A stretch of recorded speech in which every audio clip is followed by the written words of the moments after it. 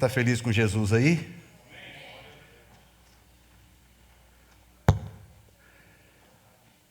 Nós vamos ao nosso texto de hoje. Nós temos falado sobre um clamor por avivamento que a igreja do século 21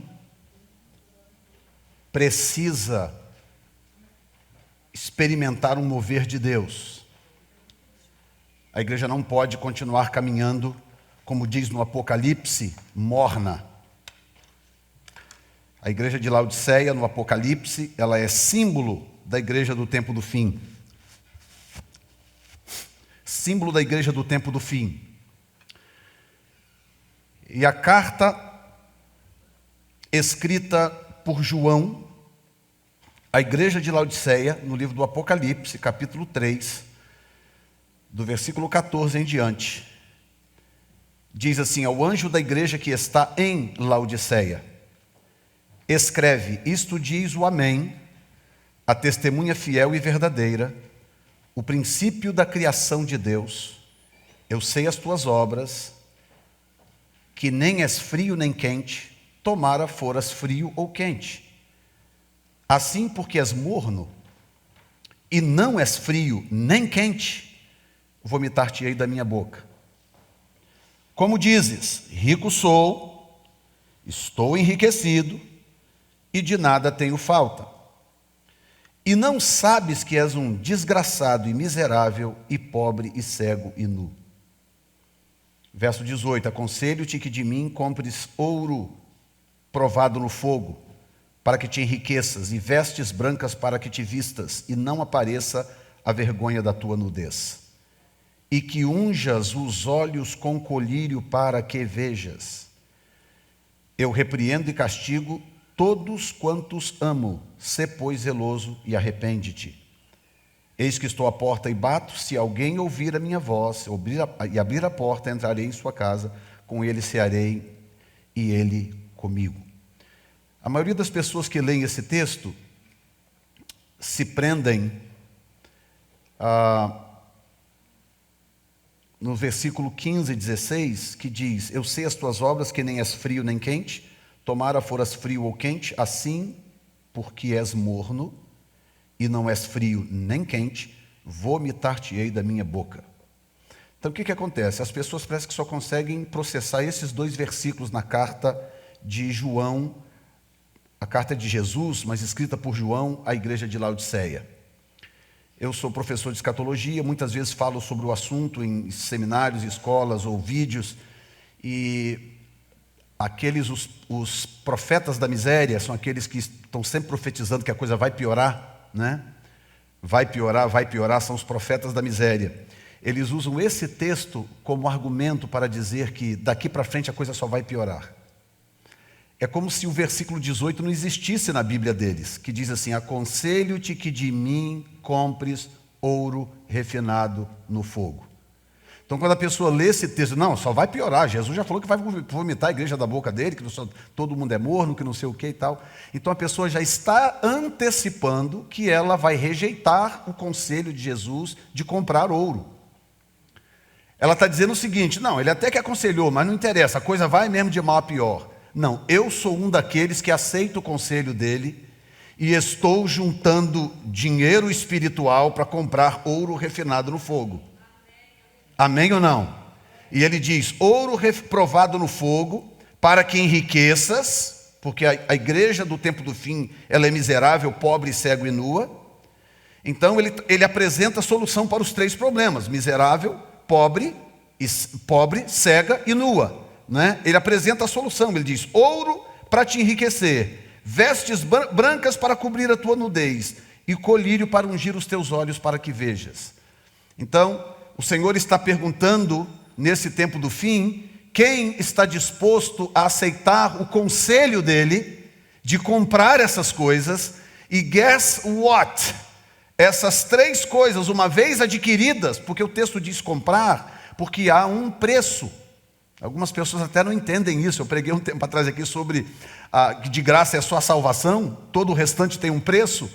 E aí de vez em quando os internautas entram lá e falam pelos cotovelos, porque não entendem isso. Por que Jesus manda comprar? Por que ele não diz, olha, venha, peça que eu vou dar para vocês ouro? Ele diz comprar, porque consagração tem preço, de graça é a salvação. Agora, você quer consagrar, você quer buscar a Deus, você quer conhecer o Senhor, você quer ter dons espirituais, você quer crescer em qualidade espiritual, tem preço. Tem jejum, tem oração, tem busca, tem dedicação de tempo, tem uma série de coisas que você precisa fazer. Essas são as moedas espirituais. Quando ele diz, compre de mim ouro, compre de mim vestes brancas e compre de mim colírio, ele não está falando de dólar. Ele está dizendo que existem moedas espirituais que devem ser usadas por todo aquele que quer desenvolver um relacionamento íntimo com o Senhor Jesus Cristo. Quem está entendendo? É disso que nós estamos falando esses dias. Um clamor por avivamento. Basicamente, essas mensagens que eu tenho pregado aqui, a de hoje, se não me falha a memória, é a terceira, né? Quarta. Muito obrigado. Julian, nosso secretário para assuntos aleatórios. E hoje eu quero ler com vocês uma história, ela é curiosa, ela é interessante, ela é extremamente enigmática, tá? Mas é uma história que faz um tremendo sentido quando você enxerga essa história pela ótica divina. Eu vou ler com você em 2 Samuel capítulo 6. 2 Samuel capítulo 6, isso está na sequência do que nós estamos ministrando. Eu venho falando até agora no texto de 1 Samuel, e hoje, portanto, eu quero ler com você 2 Samuel, e aí eu vou citando aqui alguns outros textos à medida que nós formos caminhando. 2 Samuel capítulo 6, a partir do versículo 1 que diz assim: tornou Davi a juntar todos os escolhidos de Israel em número de 30.000. E levantou-se Davi e partiu com todo o povo que tinha consigo de Balá de Judá, para levarem dali para cima a arca de Deus, sobre a qual se invoca o nome do Senhor dos Exércitos, que se assenta entre os querubins.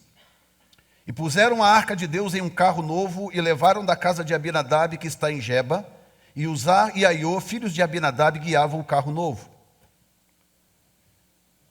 E levando-o da casa de Abinadab, que está em Geba, com a arca de Deus, Aiô ia diante da arca, e Davi e toda a casa de Israel alegravam-se perante o Senhor com toda a sorte de instrumentos de madeira de faia, com harpas e com saltérios e tamboris e com pandeiros e com símbolos.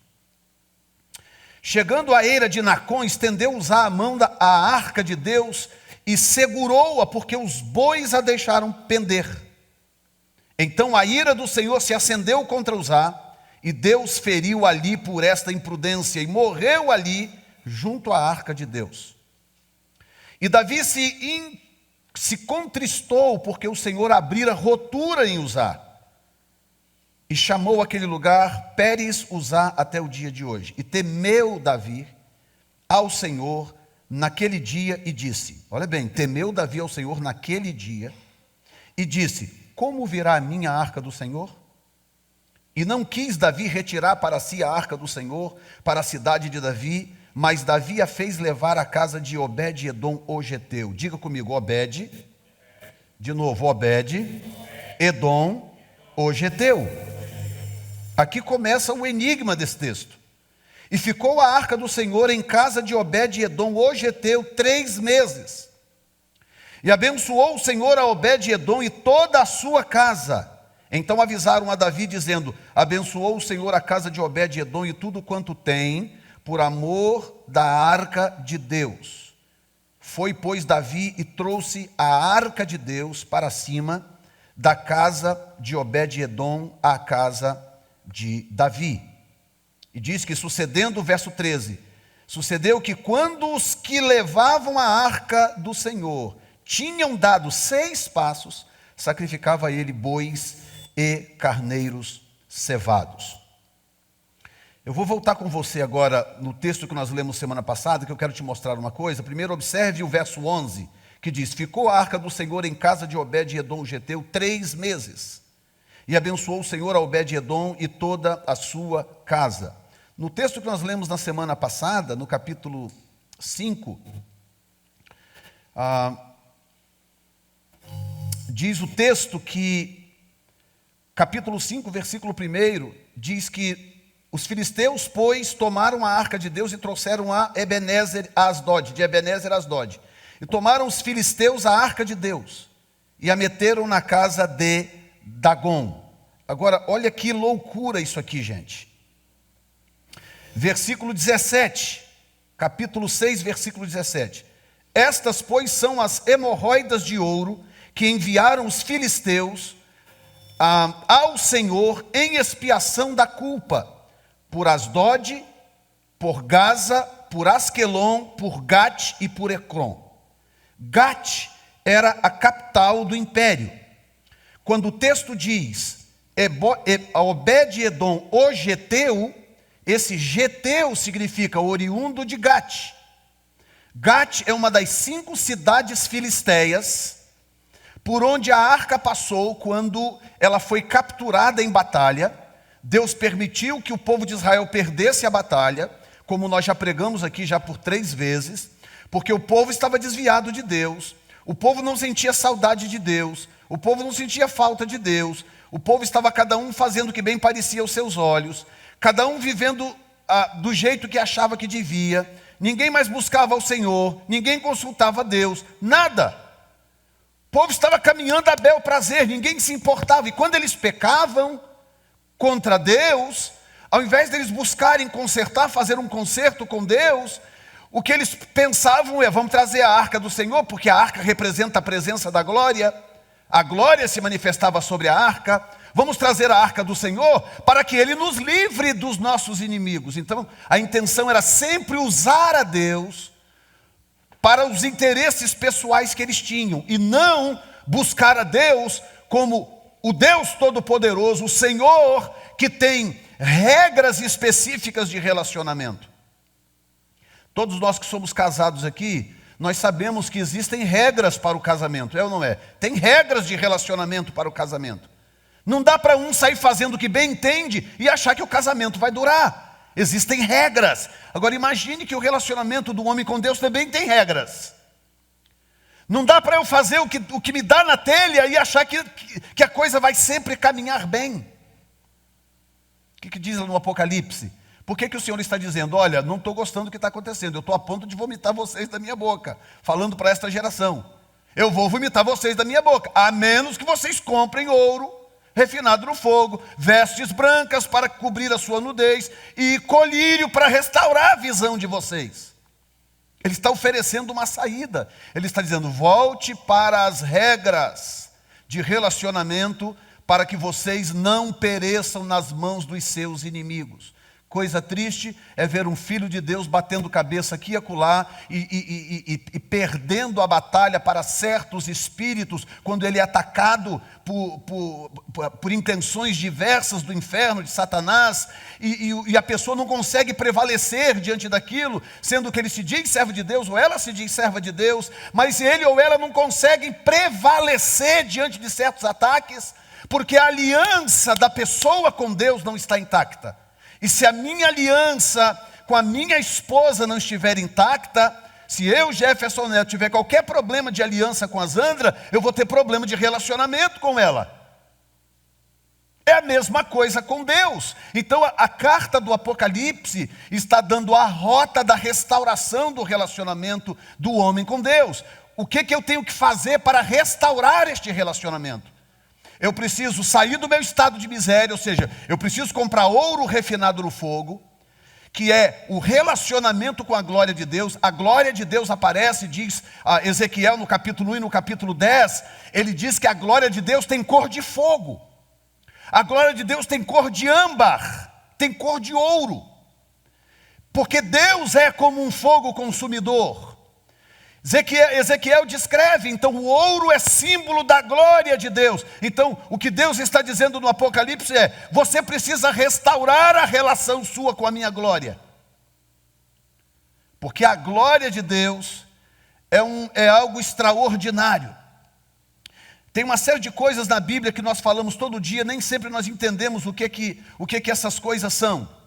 Lá a gente fala em unção, a gente fala em poder, fala em glória, fala em autoridade, fala em fé, mas nós não sabemos exatamente o que são essas coisas que nós citamos muitas vezes. Nós não sabemos. O que é fé? Fé é uma porta. É uma porta que leva para uma outra dimensão. Fé é isto. Quando a Bíblia diz, Hebreus 11, que a fé é o firme fundamento das coisas que se espera, o que o texto está dizendo basicamente é que tudo o que eu preciso aqui existe numa dimensão que está aqui ao lado. Tem uma outra dimensão aqui ao lado. Tudo o que eu preciso aqui está nessa dimensão. A fé, o crer que essas coisas estão na dimensão ao lado e que eu posso alcançá-las, esse ato de fé é uma porta de acesso a essa dimensão. Então, quando eu oro por você, ministro, abençoo, faço, eu expulso o demônio, oro por cura, seja lá o que for, o que eu estou fazendo? Eu estou lançando mão nessa dimensão por uma porta. Qual é a porta? A porta é a fé. É pela fé. Jesus está dando essas orientações em Apocalipse, e não está escrito lá, mas basicamente o princípio aplicado ali é que sem fé você não vai conseguir viver um relacionamento proativo com Deus. Sem fé, o seu relacionamento vai ser sempre reativo. Ou seja, acontece isso, você reage daquela forma. Acontece um ataque, você corre pedir socorro. Acontece isso, você corre para poder tentar resolver. É um relacionamento reativo. Quando na verdade, o que Deus quer é que você tenha um relacionamento proativo. Que o seu comportamento antecipe as coisas. Eu não vou ficar esperando Satanás me atacar. Eu não vou ficar esperando ele armar uma cilada para mim. Eu não vou ficar esperando a situação acontecer, a corda arrebentar, para eu poder sair correndo. Não, eu vou ser proativo. Eu vou tomar atitudes hoje que eu sei que me protegerão amanhã. Tem alguém me entendendo aqui hoje?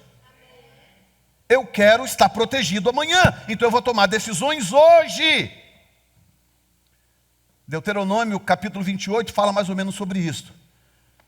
Tá? Mais ou menos o seguinte: Moisés sobe no monte de Gerizim e fala: ei, quantos aqui querem ser abençoados? Ao entrar, ao sair, o fruto da tua maçadeira, os animais na sua casa. Quantos aqui querem ser abençoados? Quantos que você acha que disseram? Eu! Só que ele não começou assim. Ele disse assim: se fizeres tudo quanto o Senhor vosso Deus te tem ordenado, então você será abençoado aqui, será abençoado ali. Ele diz: você será abençoado, bendito serás na cidade, bendito serás no campo. Então não importa se você mora numa grande cidade, num lugar mais remoto como a gente vive aqui, fora do grande centro de Boston e outras grandes cidades, não importa se você mora numa roça, não sei aonde, se você mora... Não, ele está dizendo, você vai ser abençoado, tanto no campo quanto na cidade. Ele está dizendo, eu vou abençoar o produto, o fruto do teu ventre. As tuas crianças já vão nascer abençoadas. Eu disse que as tuas crianças já nascem abençoadas. E ele disse, eu vou abençoar os teus animais. Já pensou o Max abençoado? O Max em pleno revival. A Bíblia, eu vou abençoar os teus animais, as crias das tuas vacas. Mas começa como? Se deres ouvido à voz do Senhor teu Deus. O que é isso? Isso é uma vida proativa. Isso é um comportamento de quem sabe, eu vou viver uma vida conforme as regras de relacionamento com Deus, porque eu quero estar pronto amanhã. Deus vai fazer algo grandioso na minha vida, e eu não quero ser pego de calça curta. Deixa eu tentar esse lado de cá, o lado de cá está meio frio hoje. Deus vai fazer algo grandioso na sua vida, Ele não quer te pegar de calça curta. Dou outra chance para esse lado aqui? Deixa eu dar outra chance. Deus vai fazer algo grande na sua vida, e Ele não quer pegar você de calça curta. Ou seja, Ele quer que você entenda antecipadamente, antes que aconteça. Nós estamos vivendo este ano sob um texto bíblico, Isaías 54:2.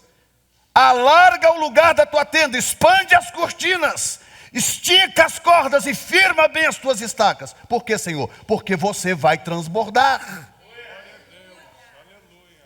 Ah, mas eu não estou transbordando ainda, eu vou deixar para poder arrumar essas estacas depois. Eu não estou vendo transbordamento nenhum chegando, eu estou num aperto, numa pindaíba danada. Depois eu alongo essas cordas, depois eu mexo nessas cortinas. Ou seja, o transbordamento não é para quem pensa desse jeito. O transbordamento não é para quem está agindo de forma reativa. É para quem está agindo proativamente. Ou seja, Deus falou para eu começar a preparar o ambiente, porque Ele vai derramar algo na minha vida que vai mudar a minha estrutura espiritual, financeira, social e familiar. É promessa de Deus. Quem está me entendendo? E essa história que eu estou contando para vocês, essa história está dentro dessa conjuntura que eu estou te explicando agora. O povo de Israel, que volta e meia estava vivendo reativamente. Dá uma lida no livro de Juízes, que nós lemos aqui com toda a igreja durante o jejum de Daniel, o livro de Juízes. E tornou Israel fazer o que era mal aos olhos do Senhor, e o Senhor os entregou nas mãos de fulano de tal. E eles ficaram ali escravizados por 30 anos. E então eles choraram, clamaram ao Senhor, o Senhor teve misericórdia, levantou Ciclano e os libertou. E houve paz na terra por 8 anos. E os filhos de Israel tornaram a fazer o que era mal aos olhos do Senhor, e o Senhor os entregou nas mãos de Beltrano.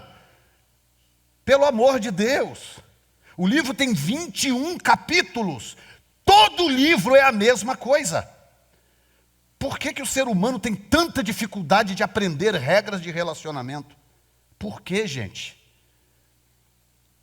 Por que nós temos a tendência de viver o nosso dia a dia e esquecer do ontem? Você sabe qual é uma das expressões mais usadas na Bíblia, em toda a Bíblia, principalmente no Velho Testamento? É a expressão lembra-te. Não lembro agora de cabeça quantas milhares de vezes aparece a expressão na Bíblia, lembra-te do Senhor teu Deus, que foi Ele que fez isso, isso e isso. Lembra-te do Senhor teu Deus, que foi Ele que te tirou da terra do Egito. Lembra-te do Senhor teu Deus, porque Ele que te prometeu isso e aquilo. A expressão lembra-te é a expressão mais usada na Bíblia. Assustadoramente, tem mais expressão lembra-te na Bíblia do que o nome de Jesus na Bíblia. O que significa que o povo tende a esquecer demais. As pessoas tendem a esquecer demais. Então Deus faz algo por mim grandioso hoje. Um grande livramento, seja lá o que for. Aí um mês, um ano depois eu estou passando por uma aflição, eu já não lembro daquilo mais, já começo a reclamar, a chorar, que Deus não me ama. Aí vem o sem vergonha de Satanás buzinar no ouvido da pessoa. Não, está vendo? É porque Deus não gosta de você, Ele não está nem aí para você. O que você está passando? Se Ele gostasse de você, você não estaria passando por isso. Como há espaço no coração para esse tipo de coisa, a pessoa começa a dar guarita para aquilo, e aí de repente ela esqueceu os grandes livramentos de ontem. Tem alguém aqui nesta noite que experimentou livramento ontem, para poder celebrar amanhã e dizer glória a Deus porque Ele é bom? Tem alguém aqui nesta noite, além de mim e da minha mulher, para dizer Deus fez coisas grandes ontem, Ele não vai falhar amanhã. Ele não vai falhar porque Ele já deu provas que Ele é um Deus que não falha.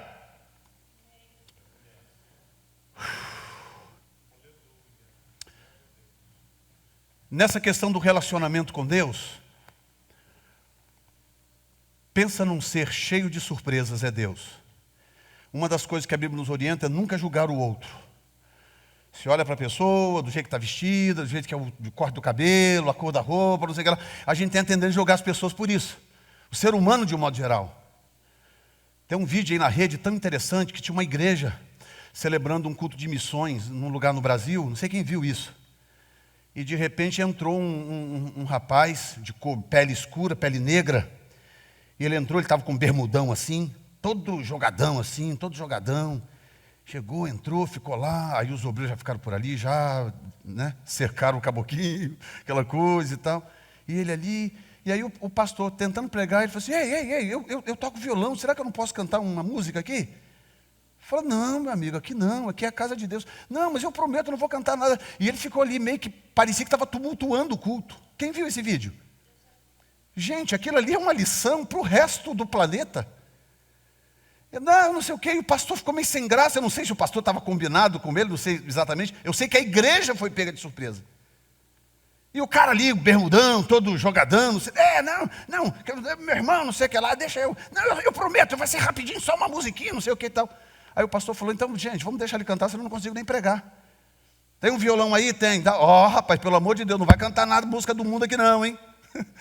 Aí ele bota o violão, liga o microfone e ele começa a cantar. Quando ele começa a cantar, a presença de Deus desce na igreja. Por quê? Era um missionário, ele estava disfarçado. Ele estava disfarçado daquela aparência de moleque, mas era um missionário, era um pastor, era um homem de Deus. E ele começou a cantar, a tocar, a presença de Deus veio sobre a igreja, e aí ele entregou uma mensagem, deu uma palavra para a igreja e tal, e a igreja ficou impressionada com aquilo. Por quê? Não julgueis, para que não sejais julgados. Não julgue, nunca julgue, porque Deus é cheio de surpresas. Olha o que acontece. Davi, o homem segundo o coração de Deus, o único indivíduo em toda a Bíblia que leva o título de o homem segundo o coração de Deus. Tem outros títulos bacanas da Bíblia. Abraão foi chamado de o amigo de Deus. Moisés foi chamado de o homem mais manso da terra. Tá? Tem gente boa na Bíblia com bons títulos, mas Davi é o único que é chamado. Este é o homem, achei a Davi, homem segundo o meu coração, que cumprirá com toda a minha vontade. Ele é o único que recebeu esse título. Tá? Não é à toa que Jesus é filho de Davi. Jesus vem da linhagem de Davi. Por quê? Davi é o homem segundo o coração que cumpre com toda a sua vontade. Coração de Deus que cumpre com toda a sua vontade. Jesus vem da linhagem de Davi. Por quê? Porque Jesus é o filho amado do Pai que cumpre com toda a sua vontade. Deus escolheu Davi para poder dar a linhagem messiânica. Esse Davi, o homem segundo o coração de Deus, resolveu buscar a arca, aquela arca que nós pregamos da vez passada aqui, que foi tomada, que ficou 20 anos no lugar chamado Kiriat Jearim, uma região pertencente a uma região maior chamada Geba, por isso que aparece aqui no texto a palavra Geba. Mas o outeiro, o lugar era Kiriat Jearim, onde morava uma família sacerdotal, de um homem chamado Abinadab, o filho dele, que era sacerdote, Eleazar, eu ia falar Eliezer, Eleazar, foi consagrado para cuidar da arca. E vocês lembram da história, Israel guerreou, perdeu a arca, os filisteus levaram a arca para o seu território, e eles perceberam que quando a arca chegou lá, as pessoas começaram a passar mal, tumores na pele, hemorroidas, caroços e tal, e eles, será que é coincidência ou é porque essa arca está aqui? O que eles fizeram? Eles pegaram a arca e levaram para uma outra cidade, de um lugar para o outro, de Asquelon para Gate, de Gate para outra cidade. Foram levando de uma cidade 5 cidades, porque eles estavam testando. Toda cidade onde a arca chegava, as pessoas adoeciam. Eles falavam, opa, isso não é coincidência, tem a ver com essa arca do Deus de Israel. Nós temos que devolver esta arca. Lembra semana passada que eu preguei isso? Aí vem os sacerdotes filisteus, sacerdotes de Dagon, e dizem, não, tudo bem, tem que devolver a arca, mas não podemos devolver de qualquer maneira. Nós temos que oferecer uma oferta pela nossa culpa.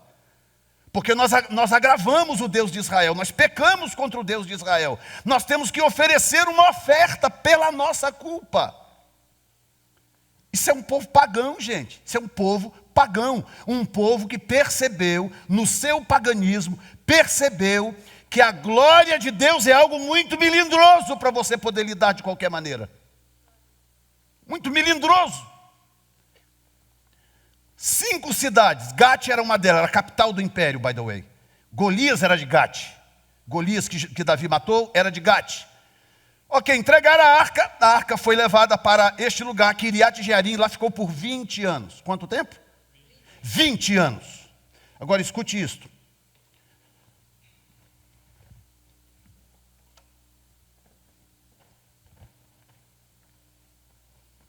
A pessoa quando é nova demais, a pupila não está totalmente desenvolvida e precisa de óculos.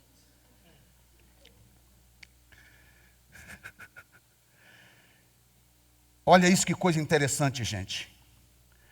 1 Crônicas capítulo 13, que é um texto paralelo a esse que nós acabamos de ler. Crônicas, a 1º e 2º Samuel, 1º e 2º Crônica, eles são meio que paralelos, tá? Diz assim, e teve Davi conselho com os capitães dos milhares e dos centos e de todos os príncipes. E disse Davi a toda a congregação de Israel, se bem vos parece, e se vem isso do Senhor nosso Deus, enviemos depressa mensageiros a todos os nossos outros irmãos em todas as terras de Israel, aos sacerdotes e aos levitas, com eles nas cidades e dos seus arrebaldes, para que juntem conosco. Aí ele diz assim no verso 3, e tornemos, 1 Crônicas, capítulo 13, versículo 3, escute isso, está lá? Tá. E tornemos a trazer para nós a arca do nosso Deus, ponto e vírgula, o que diz o resto? Escute isto, 20 anos a arca ficou em Kiriat Jearim, Saul tomou posse do trono do reino, rei de Israel, a arca está sumida em algum lugar, a arca era o símbolo da glória. Se a arca estivesse por perto, a glória estaria, se a arca estivesse ausente, a glória estaria ausente. Quando os filisteus tomaram a arca de Israel, no capítulo 4, no final do capítulo 3, by the way, diz a Bíblia que a mulher de Finéias, nora de Eli, falou, e acabou, ela botou o nome no filho, que esse menino aparece depois no texto, depois crescido, 20 e tantos anos depois, o menino aparece no texto. O nome dele era Icabô, que significa, foi-se a glória de Deus. Já pensou? Você colocar o nome de Icabô? Quem tem aqui as criancinhas aí, como é que chama o seu filho? Ah, chama-se foi-se a glória de Deus. Não tem que ser um trauma muito violento para alguém colocar esse nome num filho? Sim ou não? Tem que ser um trauma inconcebível, pois o menino ficou com esse nome. E acabou, cresceu, ele aparece depois do texto, pode ser que na próxima mensagem eu mostre para vocês. 20 anos. Agora, mostrar para vocês que Saul é o símbolo daquelas pessoas que se envolvem com a igreja, mas não se envolvem com Deus. Saul simboliza aquelas pessoas que se satisfazem com o banco, se satisfazem com a parede, se satisfazem com o aquecimento, se satisfazem com o microfone, com o som, com o grupo de louvor, com alguém pregando, o carpete está bom, ela se satisfaz com a estrutura em torno da situação, e se a estrutura for muito boa, ela nem percebe que Deus lá não está. Ela não nota. E Saul governou por 20 anos, gente, pelo amor de Deus, como que alguém governa 20 anos e não percebe? Espera um pouquinho, eu estou achando que está faltando alguma coisa aqui no meu reino. Eu acho que tem alguma coisa faltando. Vocês não estão percebendo que está faltando alguma coisa, não? Não, o exército está ok, as armas estão tudo polidas, está tudo ok, não, está tudo bem, a tenda, o palácio, está tudo ok. Ah, ok, 1 ano, 2 anos, 5, 10, 20 anos. Aí quando Davi, que representa um outro grupo de pessoas, Davi representa aquele grupo que não quer saber se tem banco, se vai sentar no chão, ele não quer saber se o instrumento é caro, ele não quer saber se a mesa custa $2.000, ele não quer saber de nada, ele quer saber o seguinte, a glória de Deus vai estar lá. Se a glória de Deus vai estar lá, está tudo ótimo. A gente canta batendo um negócio no outro assim, ó. O outro pega lá um pandeiro, 2 pedaços de pau. A glória de Deus vai estar lá? Vai, então o resto é o resto. O resto é o resto. Eu quero saber se a glória de Deus vai estar na jogada. Aí Davi toma posse, e aí o que ele diz? Volta o texto aí para mim, por gentileza. Davi toma posse, acabou de ser ungido o rei de Israel. Volta o texto aí, por gentileza. A 1 Crônicas 13, 3.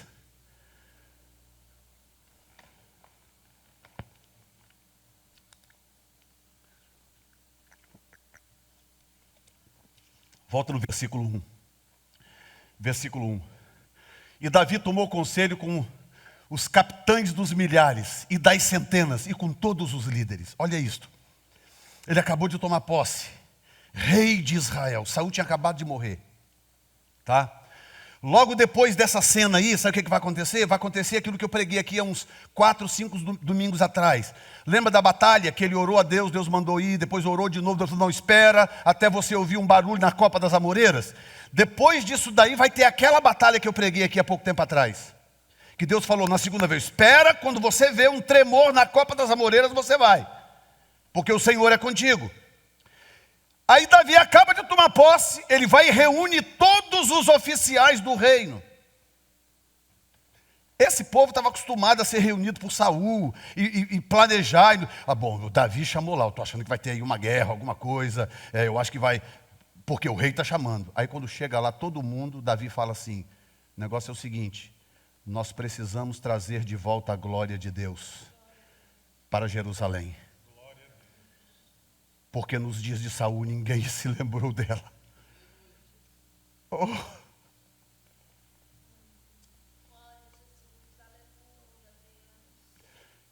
Ele diz, nos dias de Saul ninguém se lembrou de Deus. Ninguém se lembrou de Deus. E ele disse, eu me recuso a governar sem Ele. Eu me recuso a governar sem a glória de Deus, sem a presença de Deus. Eu me recuso a pregar, eu me recuso a pastorear, eu me recuso a dirigir louvor, eu me recuso a tocar instrumento, eu me recuso, porque se Deus não estiver no negócio, não adianta mais nada. E Deus está provocando esta geração. Gente, olha que coisa interessante.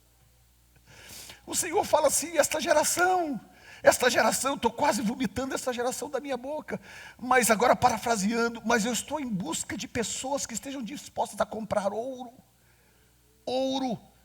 vestes brancas e colírio. Ele está dizendo, eu quero saber quem nesta geração ainda sente falta de mim.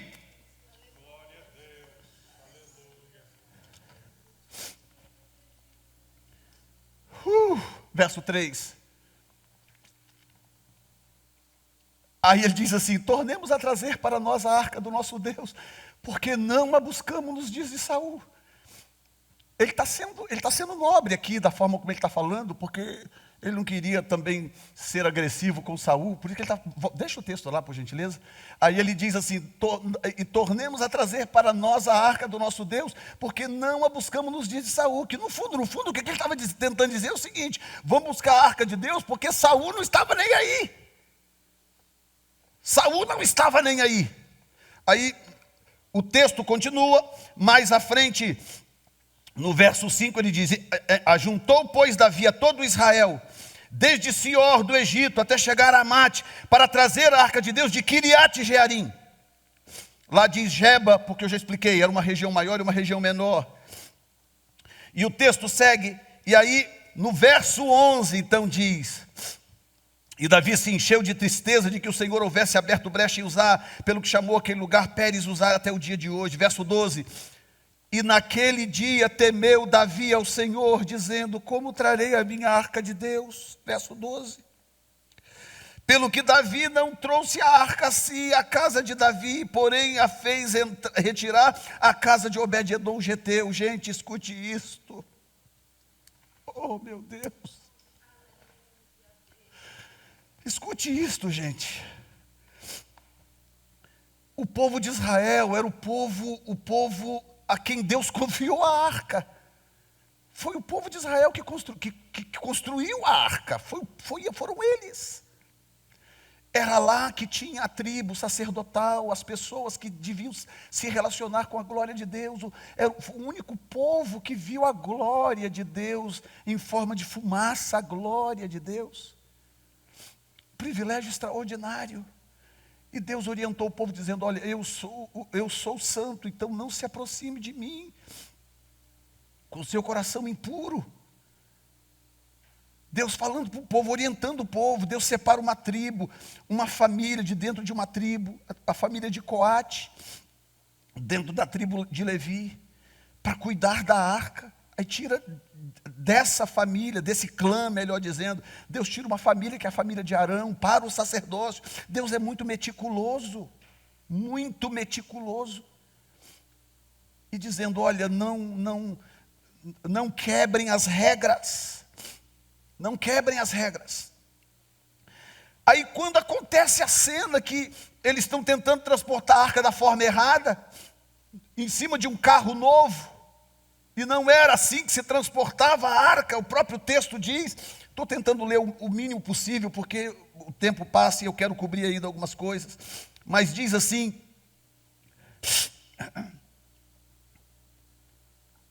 segundo Samuel capítulo 6, versículo 3 diz: e puseram a arca do Senhor sobre um carro novo. Aí o que diz? Números 7:7, coloca para mim aí, vê se você consegue colocar rapidinho para mim, Números capítulo 7, versículo 7. Olha isso.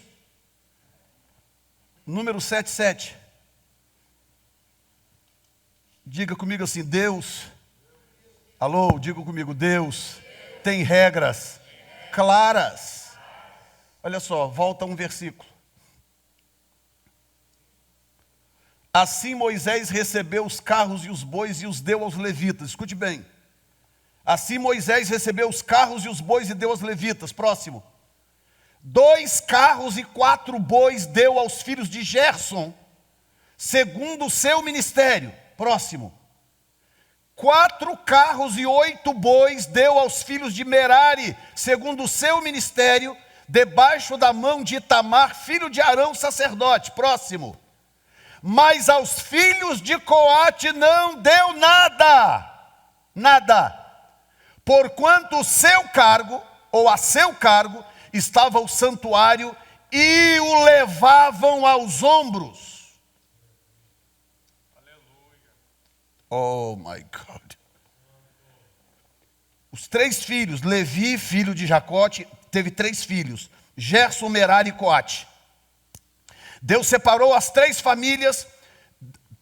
Para Gerson e Merari, Deus deu tudo que era estrutural. Quando eles montavam e desmontavam o tabernáculo, tinha muita coisa, muita coluna de madeira, muita coisa. Tudo que era estrutural, Deus entregou para Gerson e para Merari. Muita coisa pesada, muita coisa difícil de carregar. Deus falou: faz o seguinte, dá 2 bois e 2 carros para Gerson, e dá 4 bois e 4 carros para Merari. Mas não dê nenhum para Coate, porque Coate vai cuidar da arca, vai cuidar das coisas sagradas, e as coisas sagradas eu não quero que ande no automático. Eu não quero que a relação da igreja com a glória, isso é Deus falando, eu tô interpretando para você. Isso é Deus falando: olha, você pode até automatizar a estrutura, é verdade. Nós temos aí um programa automatizado, os nomes vão para lá, as entradas, o tesoureiro lança, é tudo automatizado, glória a Deus. Nós precisamos de automação estrutural. Agora Deus está dizendo o seguinte: mas não caia na besteira de tentar automatizar a relação sua comigo. Não tente automatizar a relação com a glória. Ele diz: dê os carros e os bois para Gerson e Merari, mas para Coate não, porque eles precisam carregar a glória nos ombros. Glória a Deus. Aleluia. Oh my God. O Senhor vira para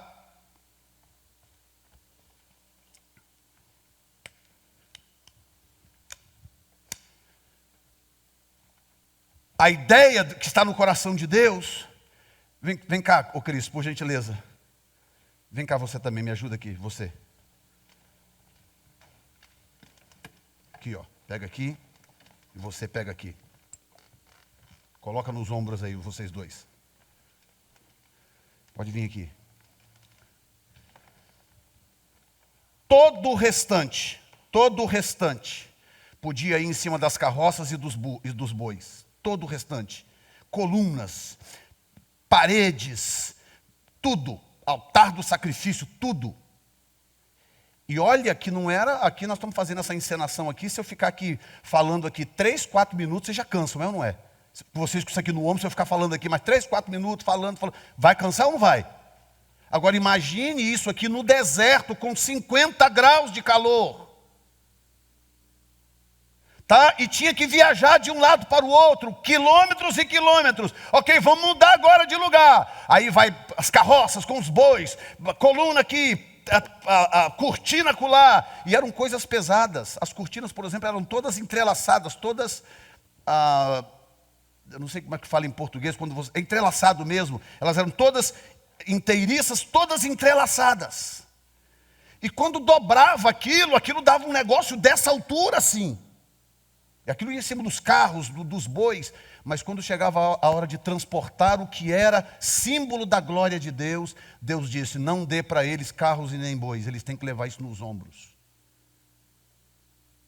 E aí eles iam andando pelo deserto, tá lá o Gerson e Merari na boa, só puxando a cordinha do boi, só tranquilão. E os coatitas no meio do deserto, com roupas brancas, que eles tinham que andar com roupas brancas de linho, até a altura do tornozelo, roupas brancas, suava, eles tinham que ter uma calça por debaixo da roupa branca, para você ter uma ideia como que Deus é rigoroso em relação a algumas coisas. Eles tinham que ter uma calça de linho debaixo do roupão, porque Deus não queria que eles suassem no roupão. E eles saíam pelo meio do deserto, 50 graus, andando, vamos embora, para outro lugar. E eles com aquela arca nos ombros, iam, horas e horas. Pode voltar aqui, coatitas. Você sabe qual é a lição que eu espero que nós aprendamos? Aí o tabernáculo fica mais ou menos ali, ó, pode colocar lá a arca lá, ó. Deus abençoe vocês. Obrigado, viu, pela cooperação. Jesus. Obrigado. Você sabe o que o Senhor estava dizendo? Por que Davi cometeu esse erro? Davi foi transportar a arca. Pega lá os carros, os bois. Número 1, ele não pesquisou, ele não estudou. Ele convocou os líderes, o pessoal do exército, mas ele não chamou os sacerdotes, por exemplo. Ei, essa é a forma correta de transportar a glória de Deus? Ele não chamou. Ele chamou os líderes de tribo, o povão do reino. Ok. E aí o que acontece? Acontece que quando ele vai transportar sobre o carro, que não podia, tinha que ser nos ombros dos coatitas, teve uma hora que os bois lá meio que tropeçaram, balançou, a arca, não diz que estava caindo, diz que a arca pendeu. Portanto, a intenção do coração de usar era boa, a arca pendeu. Ora, eu vou segurar para ela não cair, é ou não é? Mas aí é que está o problema, quando você não conhece as regras de relacionamento com Deus. Aí quando usar, leva a mão na arca. Um engenheiro elétrico deu uma explicação que eu achei curiosa. Que do jeito que a arca era feita, madeira por dentro, e ouro revestindo por dentro, e ouro revestindo por fora, com uma tampa de ouro por cima. Ele explica, isso é um engenheiro elétrico americano, dizendo que o que acontecia quando aquela arca ficava exposta no tabernáculo, debaixo do sol quente, dias e dias e dias, ela virava uma espécie de dínamo elétrico. Ela acumulava tanta energia estática que qualquer pessoa que tocasse nela morria. Agora, Deus tinha que explicar isso para eles? Não, eles só tinham que obedecer a Deus. Não põe a mão na arca. Só isso. Então tem coisa que Deus não explica para nós, porque não é para explicar. Ele quer que nós obedeçamos. Obedeçamos. E aí o povo, de repente, morreu usar, e agora? Termino com isso. Voltamos semana que vem no assunto de novo. Caiu Uzá lá, morto, tremendo lá, morrendo, acabando de morrer. Você imagina, um cara que toma um choque aí de não sei quantos 1000 volts. E o texto diz que Deus abriu rotura em Uzá. A palavra ali é muito assustador. A palavra hebraica ali sugere que ou seja um choque elétrico, ou seja um ataque sobrenatural de Deus, aqui não vem ao caso, significa que abriu um buraco nele. Um choque elétrico, fosse o que fosse. Por isso que o texto diz, Davi ficou apavorado, porque Deus abriu rotura em Uzá. É como que uma pancada, um choque elétrico, abriu um buraco no rapaz. Jesus. Parou tudo. Ok. Aí Davi falou assim, diz, naquele dia temeu Davi o Senhor. Essa experiência mudou a vida de Davi para sempre. Porque daí para frente, o temor que Davi passou a ter de Deus foi a chave para ele se tornar o homem segundo o coração de Deus. Então eu quero que você entenda hoje que ser uma pessoa segundo o coração de Deus não significa acertar todas. Davi errou mais do que eu e do que você juntos. Davi cometeu erros absurdos. Eu nunca matei ninguém. Davi mandou matar um cara para poder ficar com a mulher do cara. Tá? Não é que ele era um cara maravilhoso, exemplo para tudo. Não, não é isso. É que ele era um cara que ele aprendeu um segredo espiritual que suplanta tudo na vida. que é quando o temor de Deus no seu coração está acima de todas as coisas. Quando você sabe quem Deus é e que com Ele não se brinca. Que o mesmo tanto que Ele te ama é o mesmo tanto que Ele vai te julgar. Esse temor de Deus caiu no coração de Davi, porque diz assim, naquele dia Davi temeu ao Senhor. Naquele dia ele temeu ao Senhor. E ele falou assim, meu Deus, como é que eu vou levar essa arca para minha casa? Como é que eu vou levar, e agora? O que eu faço? Aí Deus falou com ele, normalmente falava através de um profeta. Olha, Deus disse para você levar essa arca para a casa de Obed-edom. Só que tinha um Obed-edom, tinha um outro Obed-edom, que era filho de Geduntum, judeu, filho de Geduntum, portanto levita. Tinha um Obed-edom em Israel.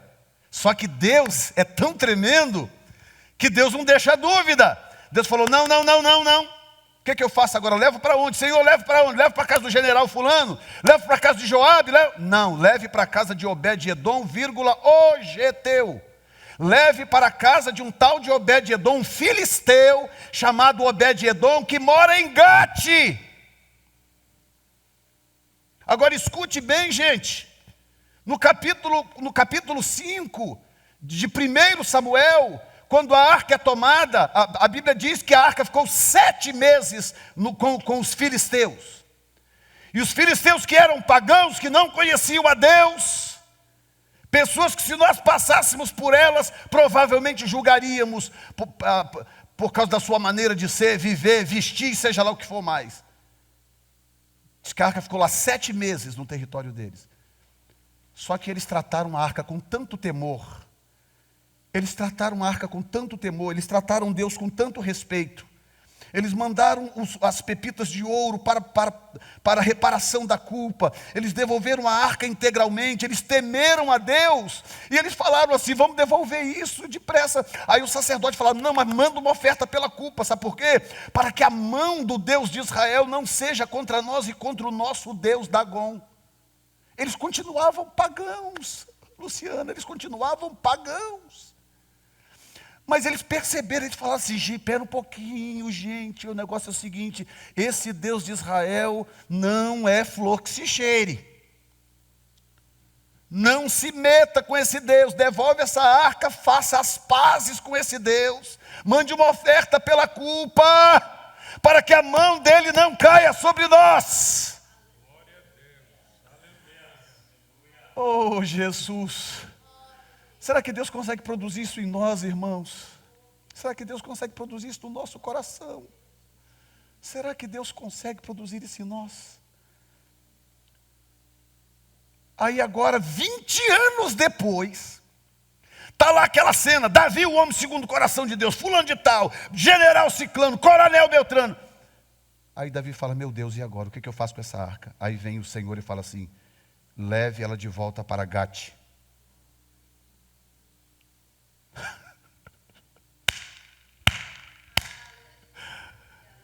Leva ela para a casa de um cara chamado Obed-edom em Gate.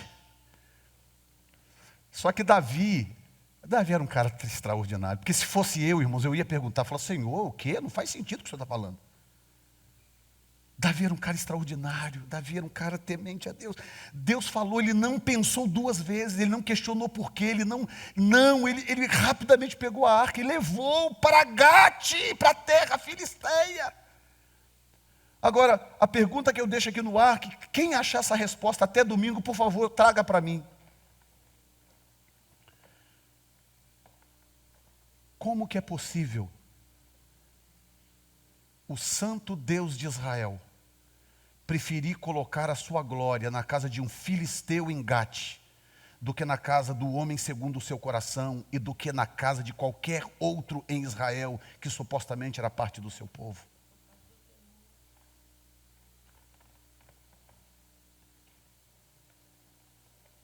Entendeu?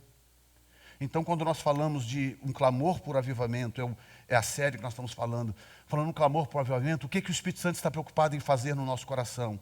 Ele está preocupado em mostrar para nós que não existe mérito na relação com Deus. Não adianta eu e você acharmos que porque somos das Assembleias de Deus, porque somos não sei o que lá, eu porque tenho não sei quantos anos de ministério, fiz esse curso ou aquele, prego não sei quantos anos, porque você canta aqui ou faz. Nós acharmos que nós temos dianteira em relação ao cara que está passando ali na rua. Você está me entendendo? Porque se nós caímos dessa besteira, nós paramos de clamar e de nos humilhar. E para Deus pegar a glória dele e colocar na casa daquele cara lá que eu não sei nem quem é, que está passando ali num carro vermelho. E fazer todos nós, e bater na casa desse cara, porque a glória está lá na casa dele, e não na nossa. Você acha que Deus tem alguma dificuldade de fazer isso acontecer? Nenhuma dificuldade. Nenhuma.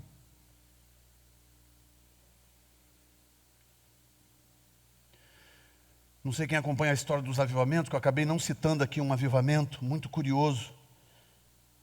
Até mesmo por uma questão de tempo mesmo, tempo físico.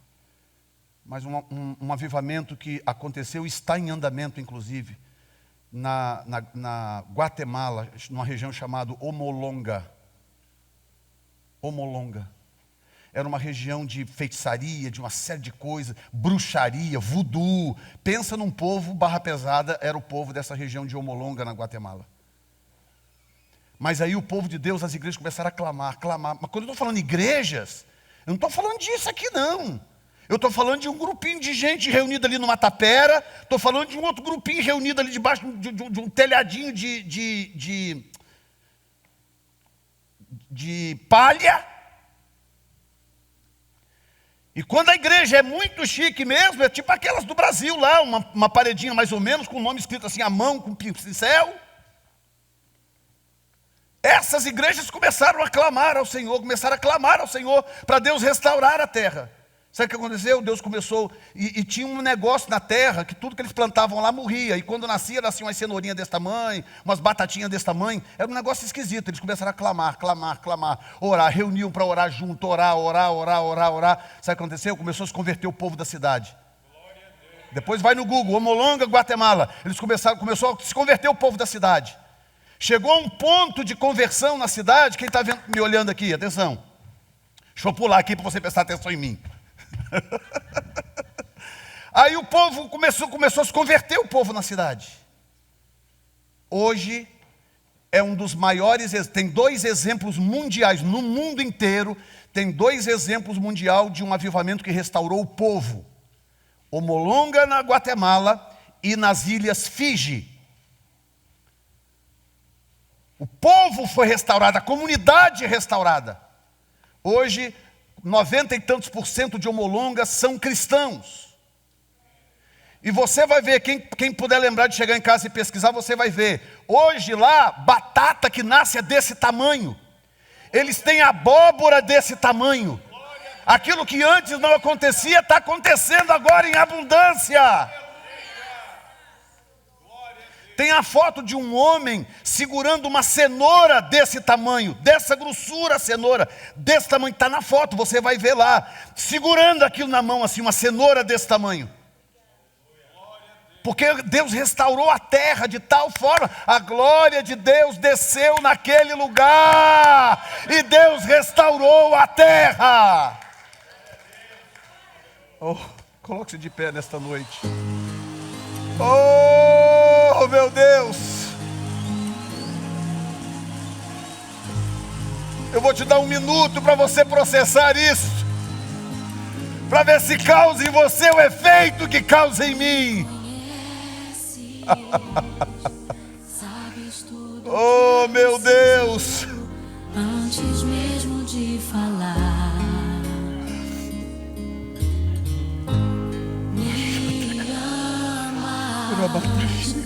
teu amor é bem maior do que eu possa imaginar. Oh, meu Deus! Só apenas o teu servo. Meu Deus, meu Deus, meu Deus! Teu olhar de amor, Senhor, eu venho a ti. como um filho que te ama. Tudo que eu quero é estar perto de ti. Nos meus braços eu quero descansar. Correndo irei pra te abraçar, meu Pai. Tu és a minha herança, meu Pai. Razão da minha vida, meu Pai. Se humilha diante dele nesta noite, igreja. Renda o teu coração, se humilha diante dele nesta noite.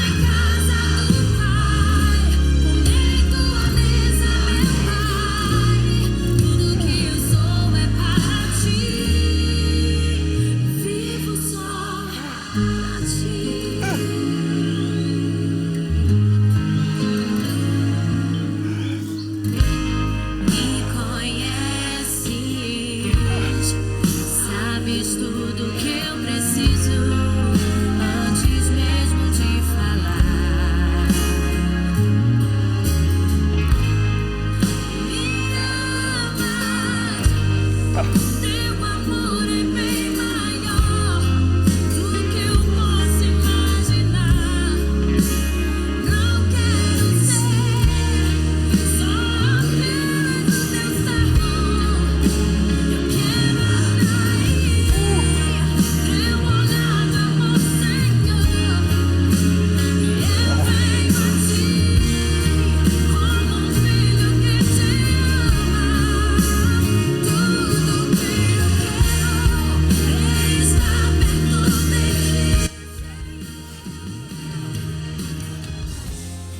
Pode abaixar mais um pouquinho só, mas não desliga.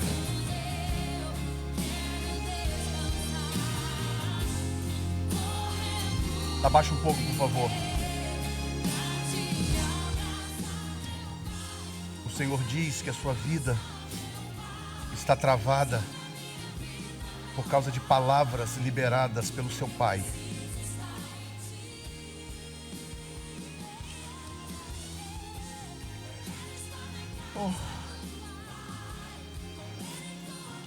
O Senhor diz que já era para você estar muito mais maduro na fé. Já era para você estar andando no seu propósito. Que Ele tem um chamado para você pregar a palavra. Mas a sua vida travou. Porque palavras foram liberadas contra você. Que tem travado o seu coração.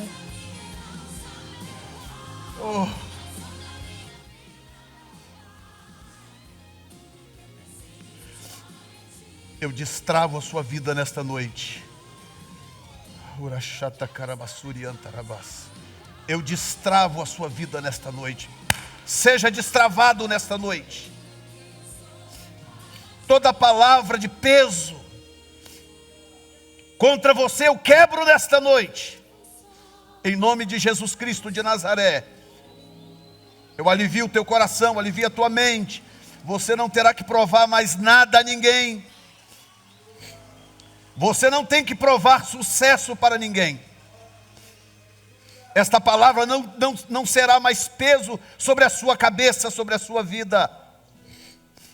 E o Senhor, se você der ouvidos à palavra do Senhor, Ele vai te colocar numa estrada de amadurecimento. Você vai amadurecer rapidamente. No mundo espiritual você vai crescer, porque há um atraso sobre a sua cabeça. E o Senhor te libera nesta noite. Seja liberado nesta noite. Seja liberado nesta noite.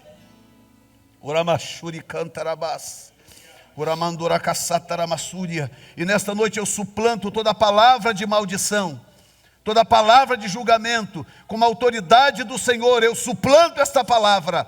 Eu cancelo esta palavra sobre a sua vida. No nome de Jesus. O que as tuas mãos fizerem vai prosperar. O que as tuas mãos fizerem vão prosperar, no nome do Senhor. Porque o Senhor te libera nesta noite. O Senhor libera o teu coração nesta noite.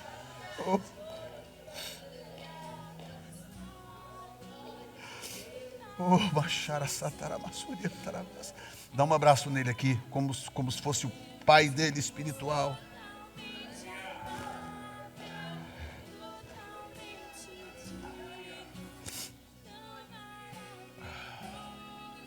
Oh, Machataramassuria Cantarabas.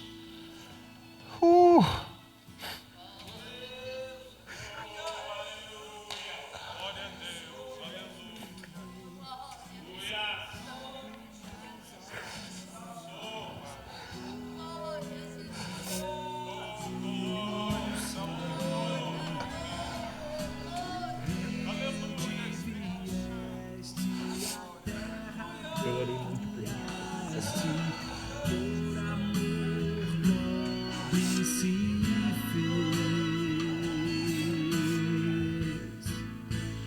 Vim para adorar-te, vim para prostrar-me, vim para dizer que Jesus.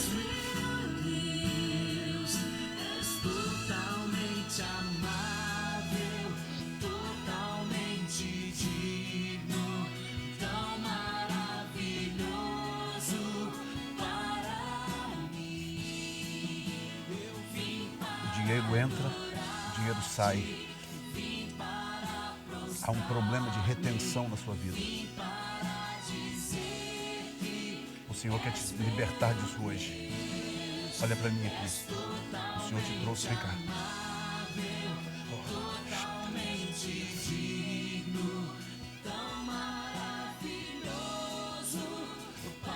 O Senhor me mostrou um saco comprido assim, tamanhozinho.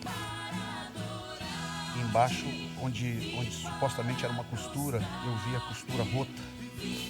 Aí tudo que botava lá, ele ia e vazava lá embaixo. Entendeu? E o Senhor manda te dizer que Ele vai restaurar a sua vida aqui nesta nação. Ele vai mudar a sua sorte. Chama essa moça aqui, chama ela aqui. Oh. Você tem noção do valor que tem a oração dela? Oh. Escute aqui o que eu estou te falando. Eu não conheço vocês ainda. Vocês acabaram de chegar. Não sei quem vocês são. Tudo que eu estou falando aqui é pelo Espírito. Por causa da oração dessa mulher. Deus vai mudar a sua sorte.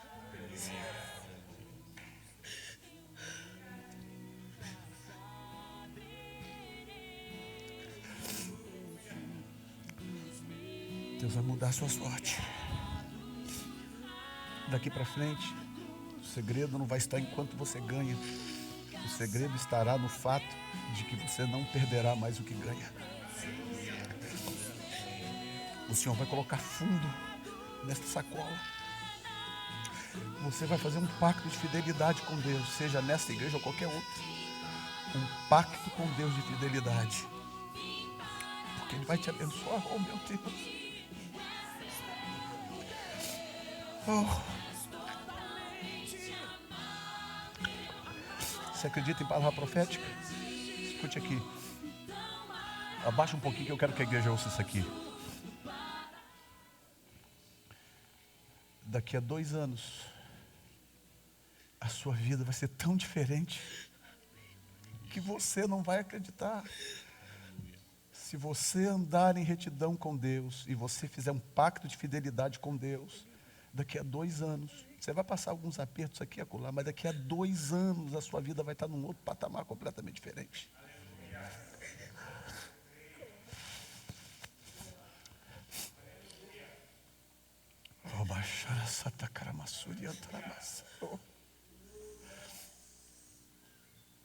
Vem cá, meu bem.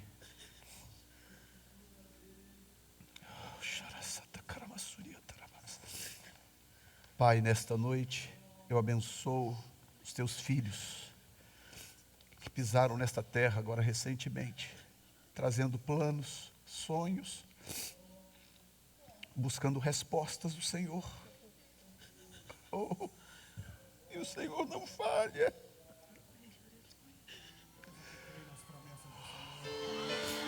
Senhor, eu abençoo este casal. Essa canção tenha marcado a tua vida. Eu abençoo este casal. Assim como fiz com Vamos cantar nesse lugar. o Moisés. Eu quebro de sobre ele toda palavra pesada. Toda palavra pesada contra este casal, contra a união deste casal. Eu lanço por terra agora no nome de Jesus. Eu habilito, qual é o seu nome? Eu habilito o Mário a prosperar. Eu abençoo as suas mãos para prosperar. Eu abençoo as suas mãos para prosperar. Em nome de Jesus, todo espírito de maldição caia por terra, seja quebrado no poder do nome de Jesus. Pensamentos claros, ideias cristalinas, toda confusão desapareça agora no nome de Jesus. E que a mente do teu filho agora passe a pensar com clareza, com amplitude, no nome de Jesus Cristo de Nazaré. E eu abençoo a tua serva, Senhor, tua filha. Oh Deus, porque tu conheces a tua filha. Pai, eu abençoo a tua filha no nome de Jesus. Renove as suas forças, Senhor. Restaura a intimidade, oh Deus, do Senhor para com ela. Oh Deus, volte a falar com a tua filha nas madrugadas, meu Senhor. Dê visões a ela, sonhos, Senhor.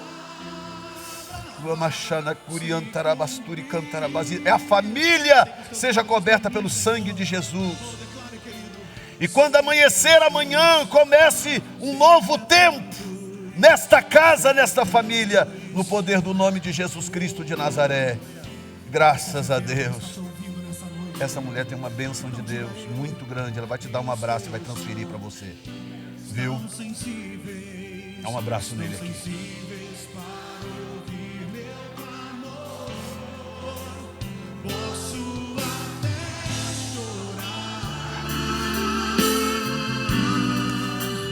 Mas a alegria vem de manhã.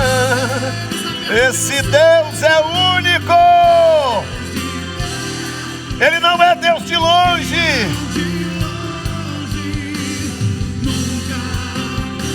Aleluia. Tu és fiel. Tu és fiel, Senhor.